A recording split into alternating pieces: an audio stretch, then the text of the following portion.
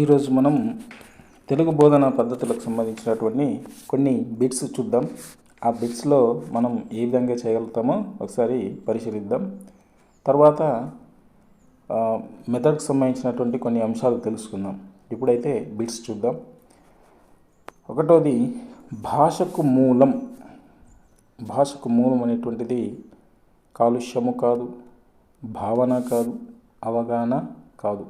భాషకు మూలం అనేటువంటిది ధ్వని. మరి భాషకు మూలం ధ్వని అనేటువంటి ఆప్షన్ సరైనటువంటిది. అనేక భాషలు ఏర్పడడానికి కారణం. అనేక భాషలు ఏర్పడడానికి కారణం ఏంటి?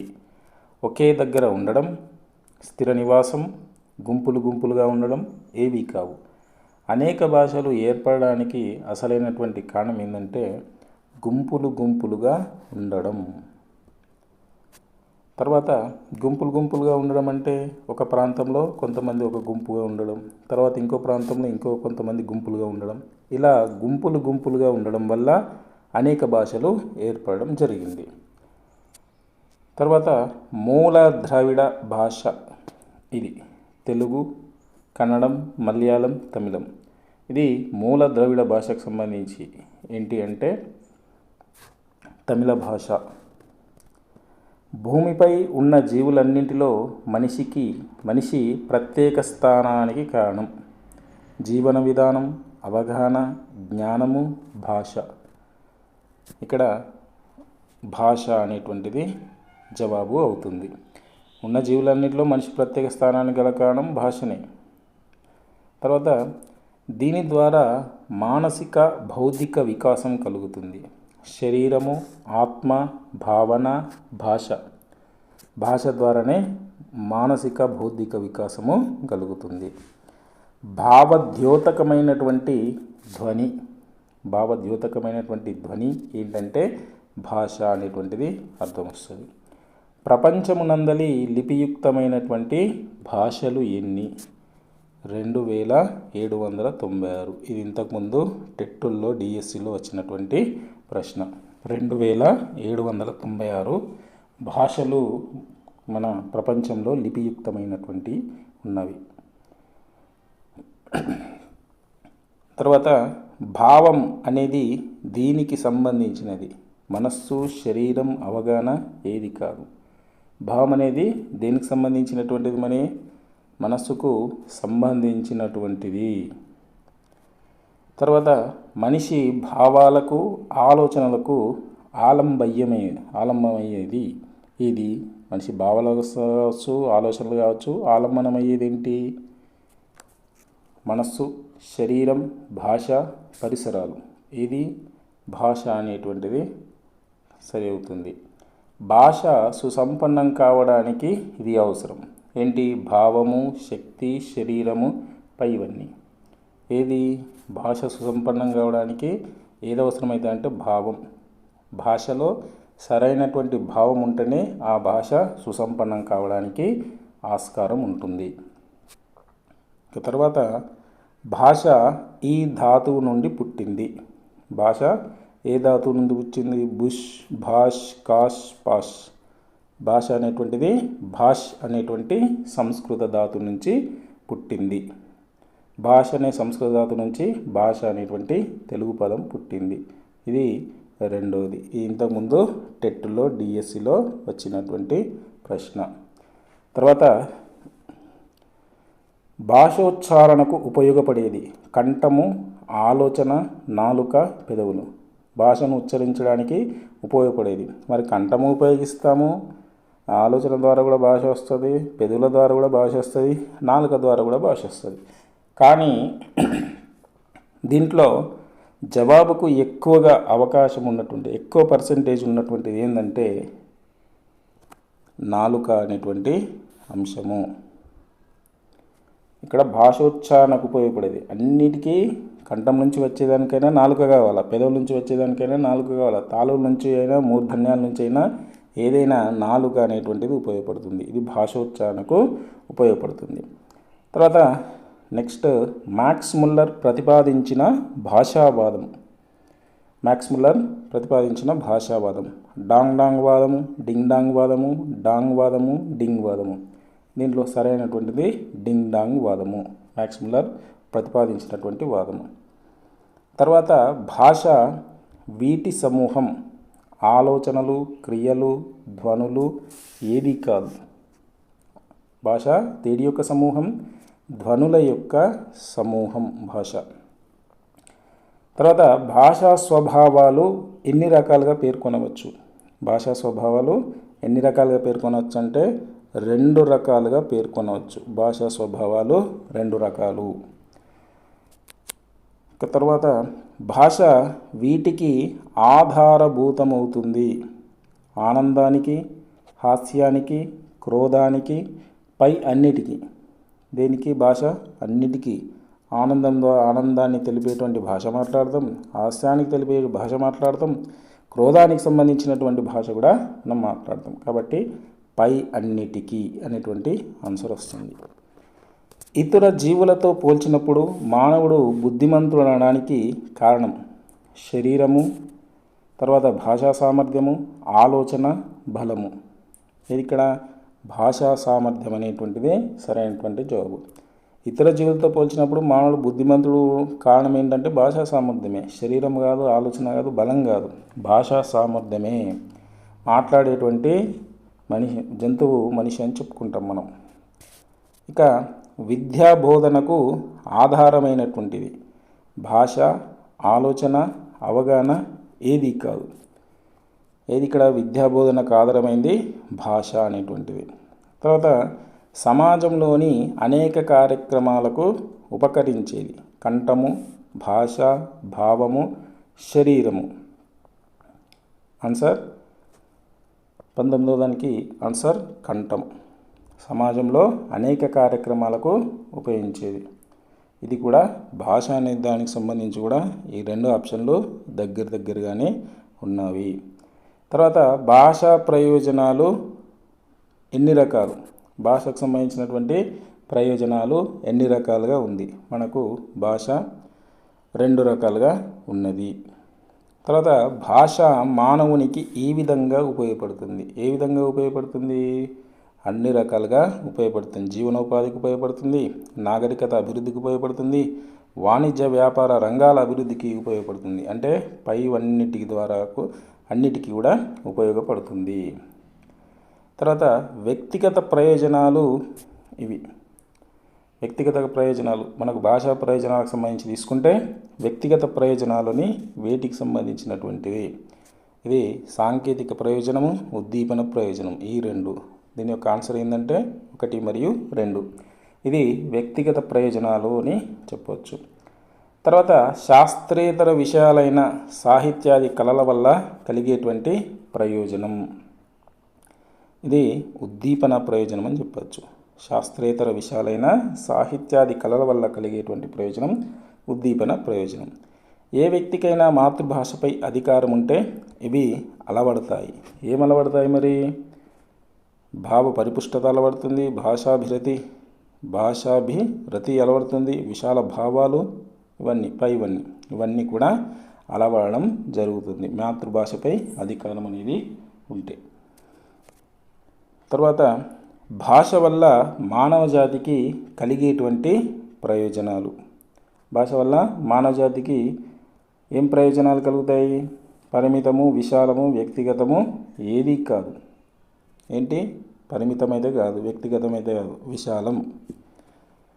మాతృభాష అనగా తల్లి ఒడిలో నేర్చుకున్నది, అప్రయత్నంగా నేర్చుకునేది. తల్లి నేర్చుకున్న భాష ప్రయత్నపూర్వకంగా నేర్చుకున్నది.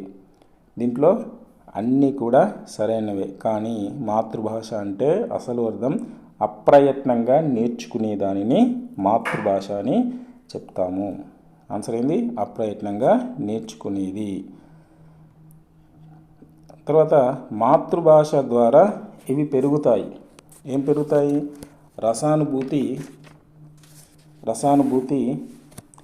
తర్వాత ఉత్తమ సంస్కారం, మానవతా విలువలు, పైవన్నీ.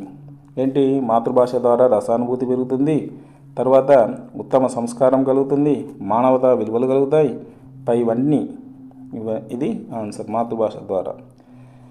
తల్లి ఒడిలో నేర్చుకునేటువంటి భాష ఏ భాష?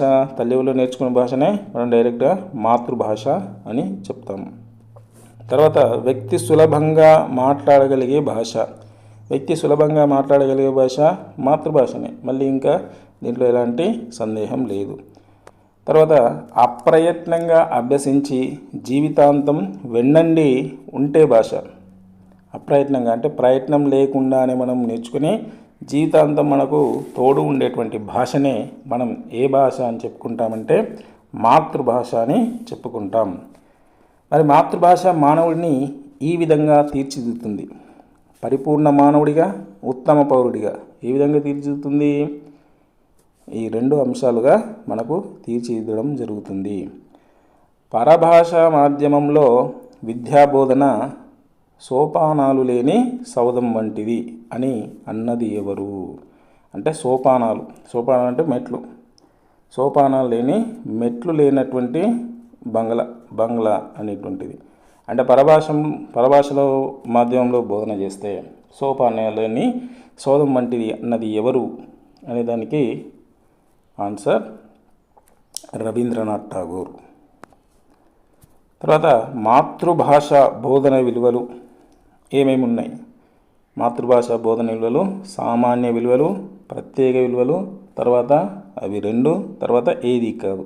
దీంట్లో ఆన్సర్ వచ్చేసి రెండు, సామాన్య విలువలు, ప్రత్యేక విలువలు అనేటువంటి జవాబు. తర్వాత సామాన్య విలువలు అని వీటిని అంటారు.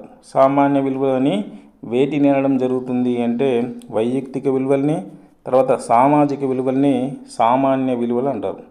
మాతృభాష బోధన విలువల్లో రెండు ఉన్నాయి, సామాన్య విలువలు, ప్రత్యేక విలువలు. మరి సామాన్య విలువలు అంటే వైయక్తిక విలువలు, సామాజిక విలువలు. తర్వాత మాతృభాష బోధన ద్వారా ఇవి తొలగిపోతాయి. ఏం తొలగిపోతాయి మాతృభాషలో బోధన చేస్తే అంటే దుర్లక్షణాలు, మంచి లక్షణాలు, సద్గుణాలు ఏది కాదు. ఏ తొలగిపోతాయి అంటే దుర్లక్షణాలు తొలగిపోతాయి. మాతృభాష వీటికి ఇతోధికంగా తోడ్పడుతుంది. దేనికి ఇతోధికంగా తోడ్పడుతుంది? కళారాధన, క్రీడలు, సాంస్కృతిక కార్యక్రమాలు పై ఇవన్నీ మాతృభాష అన్నిటి కూడా తోడ్పడడం జరుగుతుంది. ఆన్సర్ ఇది.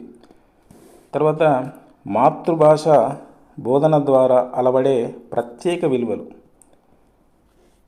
ప్రత్యేక విలువలు ఏంటి? సౌందర్యానుభవ విలువలు, నైతిక విలువలు, సాంస్కృతిక విలువలు, ఆధ్యాత్మిక విలువలు, సృజనాత్మక విలువలు, జ్ఞానాత్మక విలువలు, ఇవన్నీ కూడా మాతృభాష బోధన ద్వారా అలవడే ప్రత్యేక విలువలు అని చెప్పుకోవచ్చు. తర్వాత పరిపాలన ఈ భాషలో జరగాలి. ప్రజలకు అందుబాటులోని భాష. పరభాష, ఆంగ్ల భాష ఏది కాదు. ఏ భాషలో చేయాలి మరి? ప్రజలకు అందుబాటులో ఉన్నటువంటి భాషను పరిపాలన భాష అనేటువంటిది ఈ భాషలో జరగాలి. తమ ప్రాంతీయ భాషలను అధికార భాషలుగా రాష్ట్రాలు స్వీకరించడాన్ని అధికారం ఇచ్చినటువంటి రాజ్యాంగ అధికరణం. ప్రాంతీయ భాషలు ఏవైతే ఉన్నాయో ఆ ప్రాంతీయ భాషలు అధికార భాషలుగా రాష్ట్రాలు స్వీకరించడానికి ఇచ్చినటువంటి అధికరణం ఏదంటే 345 345 అధికరణ సంబంధించినటువంటిది. ఏంది? ప్రాంతీయ భాషలు ఏది ఉంటే అధికార భాషలుగా స్వీకరించవచ్చు అనేటువంటిది ఇచ్చింది. ఇక తర్వాత ఆంధ్రప్రదేశ్ ప్రభుత్వం ఈ సంవత్సరంలో అధికార భాష శాసనాన్ని తయారు చేసింది. ఎప్పుడు అంటే 1966 సంవత్సరంలో అధికార భాష శాసనాన్ని తయారు చేయడం జరిగింది. తర్వాత పూర్వం రాష్ట్ర రాజకీయ పరిపాలన న్యాయ సంస్థలతో వ్యవహరించే భాషను ఈ విధంగా పిలుస్తుండేవారు: అధికార భాష, రాజభాష, ప్రజాభాష, తర్వాత ఏది కాదు. ఏమని పిలిచేవారంటే రాజభాష అని పిలిచేవారు. రాష్ట్ర రాజకీయ పరిపాలన కానీ న్యాయ సంస్థలతో వ్యవహరించే భాషను రాజభాష అనేటువంటిది పిలిచేవారు. తర్వాత తెలుగు అధికార భాషగా ఉండాలని పదే పదే ప్రతిపాదించినటువంటి వారు ఎవరు? తెలుగు ఏ విధంగా ఉండాలా? అధికార భాషగా ఉండాలని పదే పదే చేసినటువంటి వాళ్ళు ఎవరు అంటే వావిలాల గోపాలకృష్ణయ్య. వావిలాల గోపాలకృష్ణయ్య. ఆంధ్రప్రదేశ్లో తెలుగు భాషా ప్రయోజనాల దృష్ట్యా ప్రాధాన్యత సంతరించుకున్న విధాలు. మరి ఎన్ని విధాలు? 5 విధాలుగా మనకు సంతరించుకున్నాయి. తెలుగు భాషా ప్రయోజనాల దృష్ట్యా ప్రాధాన్యత సంతరించుకున్న విధాలు. ఇది ఆంధ్రప్రదేశ్కు సంబంధించినటువంటి ప్రశ్న, అంటే తెలుగుకు సంబంధించి కూడా. కాకపోతే తర్వాత అధికార భాషా సంఘం ఏర్పడ్డ సంవత్సరం. మరి తెలుగు అధికార భాషా సంఘం ఉంది కదా, అది ఎప్పుడు ఏర్పడింది అంటే 1974 సంవత్సరంలో ఏర్పడడం జరిగింది. తర్వాత అధికార భాషగా తెలుగుకు అవరోధాలు ఎక్కువగా ఉన్న స్థాయి. మరి తెలుగు అధికార భాషగా చేపట్టాలంటే ఎక్కడ అడ్డంకులు ఏర్పడ్డాయి? అంటే జిల్లా స్థాయిలో, రాష్ట్ర స్థాయిలో ఏర్పడడం జరిగింది. ఇవి అడ్డంకులకు సంబంధించి. తర్వాత తెలుగు రాని అధికారులకు ఇవి అందించాలి. ఏమందించాలి? బహుమతులు, రివార్డులు, దండన ఏది కాదు. ఏమందించాలి? ఇవి బహుమతులు అందించాలి తెలుగు రానటువంటి అధికారులకు. మరి ఏ విధంగా బహుమతులు అందించాలంటే దానికి సంబంధించిన డిక్షనరీ, పూర్తి ఆ సబ్జెక్ట్ సంబంధించినటువంటి అంశాలకు సంబంధించినటువంటి పుస్తకాలు అందించాలి. తర్వాత త్రిభాషా సూత్రం వల్ల సంస్కృతానికి స్థానం లేకుండా పోయింది అని అన్నవారు. మరి త్రిభాషా సూత్రం అనేది ఉంది కదా, మాతృభాష, జాతీయ భాష, అంతర్జాతీయ భాషకు సంబంధించి అలా ప్రవేశపెట్టడం వల్ల సంస్కృతానికి స్థానం లేదు అని అన్నవారు ఎవరు అంటే కేఎం మున్షి. నిజాం రాష్ట్రంలో అధికార భాష ఏది ఉంది? నిజాం రాష్ట్రంలో అధికార భాష తెలుగు, కన్నడ, మరాఠీ, ఉర్దూ. ఏ భాష ఉంది? ఉర్దూ భాష ఉంది నిజాం రాష్ట్రంలో. ఇప్పుడు మన దేశంలోని అధికార భాషల సంఖ్య. మన దేశంలో ఎన్ని అధికార భాషలు ఉన్నాయి? 22. రాష్ట్ర పొలిమేరల్లో ఉన్న ప్రజల్లో ఎన్ని భాషల పరిచయం ఉంటుంది? రాష్ట్ర పొలిమేరల్లో అంటే ఉదాహరణకు తెలంగాణ ఉందనుకోండి. తెలంగాణ ఈ విధంగా ఉంటే ఇక్కడ ఉన్న భాగం మహారాష్ట్ర కావచ్చు, ఇక్కడ ఉంది కర్ణాటక కావచ్చు, ఇక్కడ ఉన్న మధ్యప్రదేశ్, ఛత్తీస్గఢ్, ఒడిస్సా ఇలాంటివి ఉంటాయి కదా. ఆ పొలిమేరల్లో ఉన్న ప్రజల్లో ఎన్ని భాషల పరిచయం అనేది ఉంటుంది? ఎన్ని భాషల పరిచయం ఉంటుంది? ద్విభాష అంటే 2 భాషలు. ఆ రాష్ట్రానికి సంబంధించినటువంటి భాష, తర్వాత ఈ ప్రస్తుతం ఉంటున్నటువంటి అతని యొక్క మాతృభాష అనేది ఉంటుంది. తర్వాత ఒక విద్యార్థి కనీసం అభ్యసించాల్సిన భాషలు. అభ్యసించాల్సినటువంటి భాషలు ఎన్ని భాషలు అభ్యసించాలా?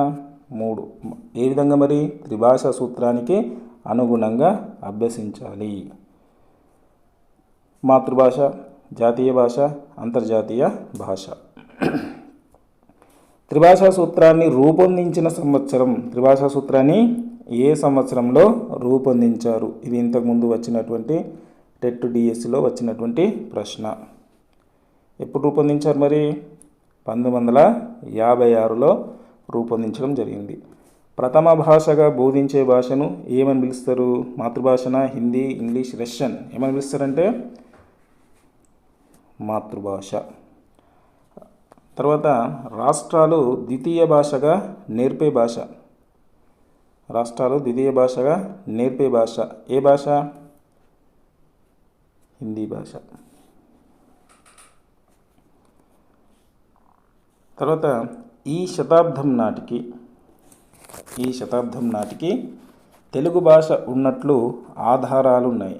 క్రీస్తు 4, క్రీస్తు 5, క్రీస్తు 6, క్రీస్తు 7, 6వ శతాబ్దం వరకు మనకు తెలుగు భాష ఉన్నట్టు మనకు ఆధారాలు ఉన్నాయి.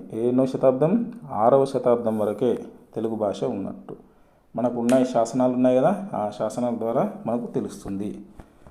తెలుగు భాష ఈ కుటుంబానికి చెందినది. తెలుగు భాష ఏ కుటుంబానికి చెందినది?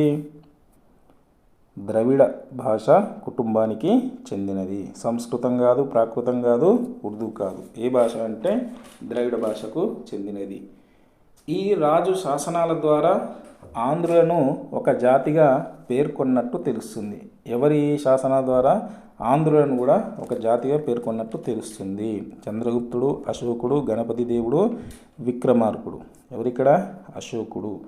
అశోకుని ద్వారా ఆంధ్రులు అనేటువంటి వారు ఒక జాతిగా పేర్కొనడం జరిగింది.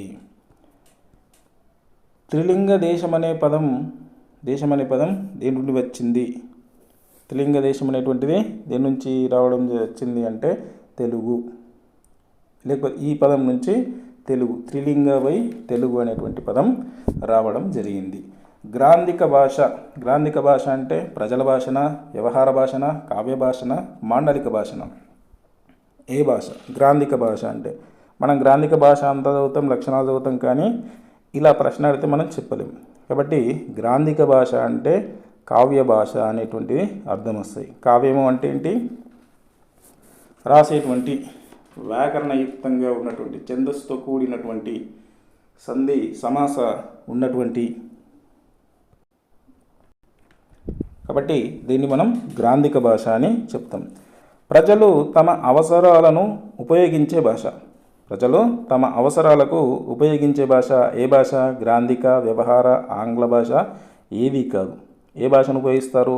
వ్యవహారిక భాష. వ్యవహారిక భాష అంటే వ్యవహారం జరగడానికి ఏ భాషనైతే అవసరమో ఆ భాషను ఉపయోగించుకుంటామని అర్థం. తర్వాత వ్యవహారిక భాష ఉద్యమానికి కృషి చేసినటువంటి వారు ఎవరు? వ్యవహారిక భాషకు ఉద్యమానికి కృషి చేసిన వారు ఎవరు? టంగుటూరి ప్రకాశం, బూర్గుల రామకృష్ణ, గిడుగు రామూర్తి, సురవరం ప్రతాప రెడ్డి గారు. మొత్తం వీళ్ళలో వ్యవహారిక భాషోద్యమ పితామహుడని గిడుగు రామూర్తిని అంటాము. వ్యవహారిక భాష ఉద్యమాన్ని ఉవ్వెత్తున లేపి వ్యవహారిక భాషలోనే జరగాలి అనేటువంటి దానికి కృషి చేసినటువంటి వారిలో మొట్టమొదటి వ్యక్తి గిడుగు రామూర్తి. ఉపభాష లేదా ప్రాదేశిక భాష అనగా, ఉపభాష లేదా ప్రాదేశిక భాష అనగా గ్రాంధికన, వ్యవహారికన, మాండలికన, జాతీయ భాషన? ఏ భాష? మాండలిక భాష. దీన్నే ఉపభాష లేదా ప్రాదేశిక భాష, ఒక ప్రాంతంలో ఉండేటువంటి భాష, కాబట్టి దాన్ని మాండలిక భాష అని చెప్తున్నాం. ఆంధ్రప్రదేశ్ను ఎన్ని భాషా మండలాలుగా విభజించారు? ఆంధ్రప్రదేశ్ను అంటే మొత్తం ఉమ్మడి ఆంధ్రప్రదేశ్ లెక్క తీసుకుంటే ఎన్ని భాషా మండలాలు ఉన్నాయి? ఎన్ని భాషా మండలాలు ఉన్నాయి? మనకు సుమారుగా 4 భాషా మండలాలు ఉన్నాయి. ఆ భాషా మండలాలు ఏంటి? మనం ఆల్రెడీ ఇంతకుముందు చర్చించుకున్నాం. మనకు పూర్వ మండలము, మధ్య మండలము, ఉత్తర మండలము, దక్షిణ మండలం అని 4 మండలాలుగా విభజించడం జరిగింది. తర్వాత ప్రస్తుత పరిస్థితుల్లో విద్యాబోధన జరుగుతున్న భాష కావ్య భాష, మాండలిక భాష, ప్రామాణిక భాష, హిందీ భాష. ఏ విధంగా జరుగుతుంది?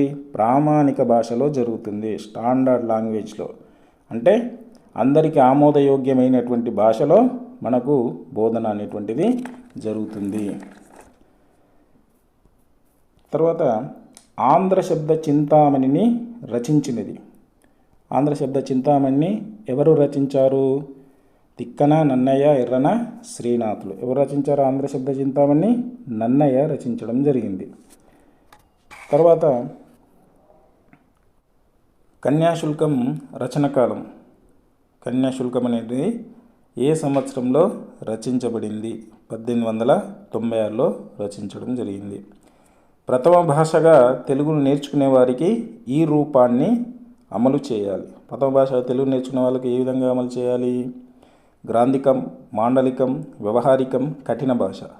ఏ విధంగా అమలు చేయాలి? మరి వ్యవహారిక భాషగా అమలు చేయాలి. అంటే ఎప్పుడు మామూలుగా మాట్లాడుకునే స్థాయి ఏ విధంగా ఉందో ప్రథమ భాషను ఆ విధంగా అమలు చేయడం జరగాలి.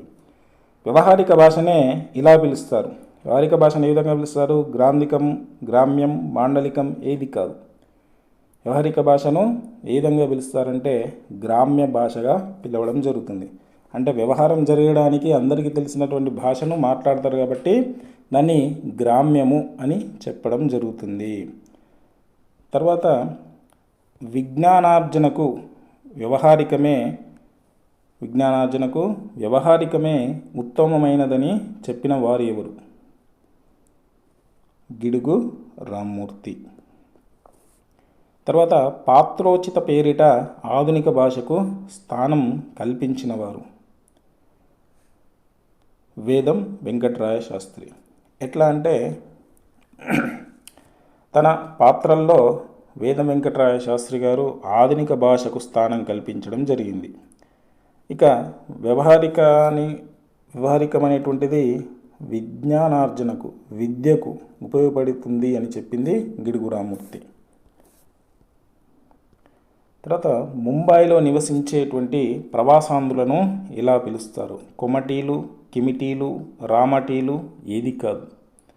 ముంబైలో నివసించే ప్రవాసాంధ్రులను ఏం పిలుస్తారంటే రామాటీలు అని పిలవడం జరుగుతుంది.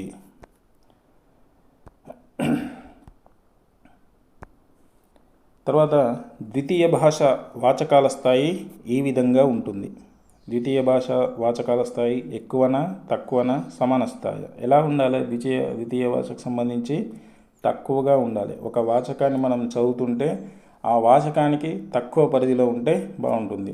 ఉదాహరణకు 10th క్లాస్లో ఉన్నటువంటి వాచకం తగ్గట్టుగా ఉపవాచకం ఉంటే సరిగా ఉండదు. అప్పుడు ఎలా ఉండాలా? ఉదాహరణకు 9వ తరగతి స్థాయో 8వ తరగతి స్థాయో ఉపవాచకం అనేది ఆ స్థాయి ఉండాలి. ఇక తర్వాత పాఠ్యపుస్తకాలు ఈ భాషలో ఉండాలి. పాఠ్యపుస్తకాలు ఏ భాషలో ఉండాలి? శిష్ట వ్యవహారిక భాషలో ఉండాలి. మన రాష్ట్రంలో వ్యవహారిక భాషోద్యమం ఈ సంవత్సరం ప్రారంభమైంది. వ్యవహారిక భాషోద్యమ పితామహుడు ఎవరని చెప్పుకున్నాం? గిడుగు రామ్మూర్తి. ఆ ఉద్యమం మరి ఎప్పుడు ప్రారంభమైంది? 1910వ సంవత్సరంలో ప్రారంభం కావడం జరిగింది. మన రాష్ట్రంలో ఉన్నత స్థాయి వరకు ఈ సూత్రాన్ని అమలు చేస్తున్నారు. ఏ సూత్రం మరి? మనకు ఉన్నటువంటిది ఒకటే సూత్రం, త్రిభాష సూత్రం. అంతేనా? ఒక లక్ష్యాన్ని స్పష్టంగా చెప్పడానికి ఇవి తోడ్పడతాయి. స్పష్టంగా చెప్పడం అంటేనే మనకి ఇక్కడ ఏమని తెలుస్తుంది? స్పష్టీకరణ. లక్ష్యాన్ని మనం స్పష్టంగా చెప్తున్నామంటే స్పష్టీకరణను తోడుగా తీసుకుంటాం. తర్వాత ఒక రచనలో భాషను ఉపయోగించే నేర్పును ఇలా అంటారు. ఒక రచనలో భాషను ఉపయోగించే నేర్పునే ఏమంటాం మనం? శైలి అంటాం. అంటే స్టైల్ ఏ విధంగా విభిన్నంగా, శైలి ఏ విధంగా ఉందనేది. అవధానం కలిగించడానికి మనకు నిరంతరం తోడ్పడే మానసిక ప్రక్రియ అన్నది ఎవరు? బిఎన్ ఝా. అవధానం కలిగించడానికి మనకు నిరంతరం తోడ్పడే మానసిక ప్రక్రియనే అభిరుచి అన్నది బిఎన్ ఝా అనేటువంటి సైకాలజిస్ట్ చెప్పడం జరిగింది. ఇది అభిరుచికి సంబంధించినటువంటిది. మనిషిలో ఏర్పడే ప్రత్యేక భావనయే మనం ఏం చెప్పుకోవచ్చు? వైఖరి. ప్రత్యేక భావన అంటే నెగిటివ్ కావచ్చు, పాజిటివ్ కావచ్చు. వైఖరి అనేది ఏంటిది? మానసిక ప్రక్రియ. బోధనా కృత్యానికి ప్రాతిపదికలు లక్ష్యాల, స్పష్టీకరణల, ఆధారాల. ఏంటి ప్రాతిపదికలు?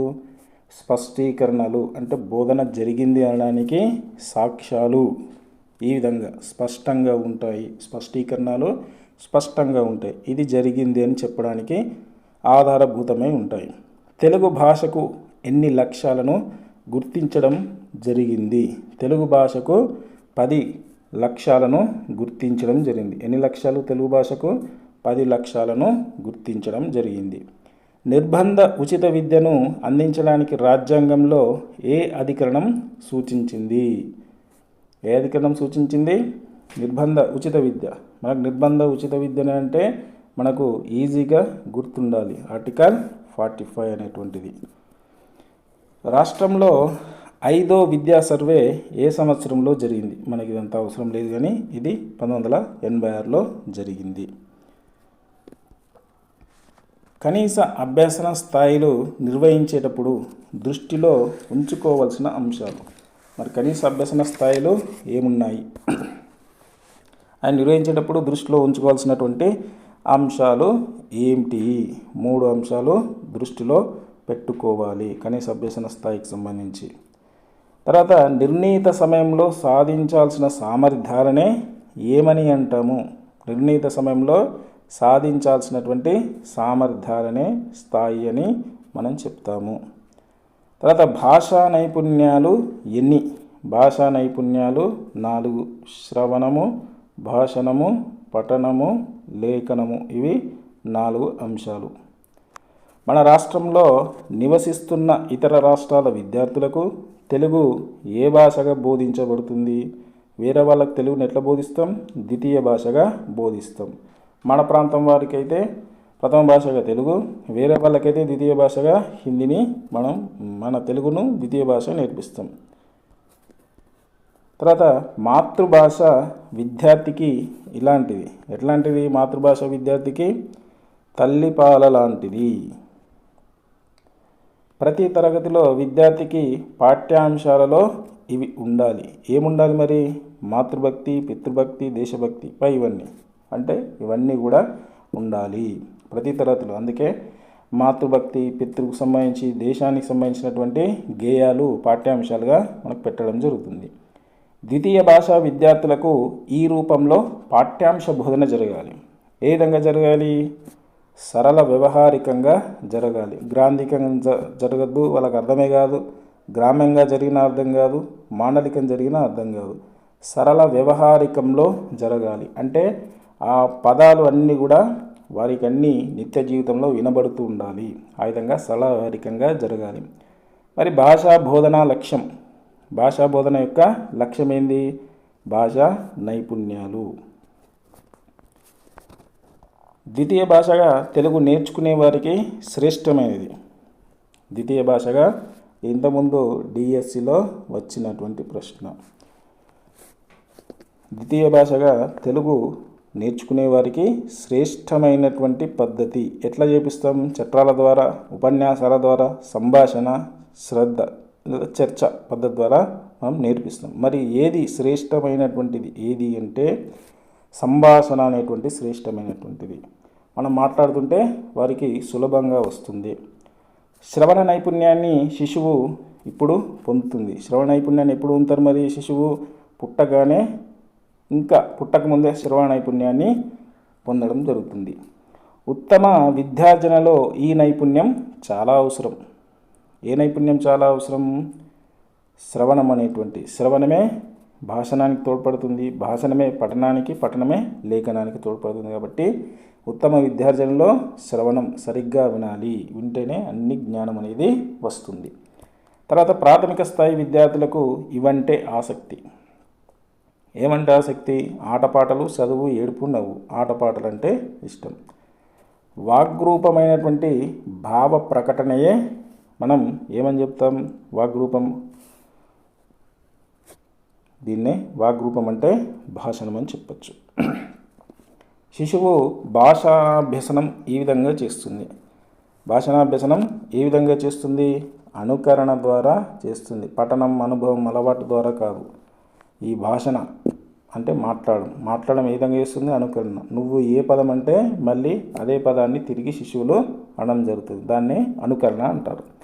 తర్వాత కథలను చెప్పించడాన్ని ఇలా పిలవడం జరుగుతుంది. కథలు చెప్పి మళ్ళీ చెప్పించడం, దీన్నే మనం ఏమంటాం? కథన పద్ధతి. కథ చెప్పి మళ్ళీ విద్యార్థులచే తిరిగి త్వరగా చెప్పించాలి. ఇది కూడా ఇంపార్టెంట్. తర్వాత వక్తృత్వ పోటీల వల్ల విద్యార్థులలో ఇది పెంపొందుతుంది. వక్తృత్వ పోటీల వల్ల విద్యార్థుల్లో ఏం పెంపుతుంది? నాయకత్వ లక్షణం, స్వయం కృషి, ఆత్మవిశ్వాసం, ఇవన్నీ. ఏంటి? ఇవన్నీ.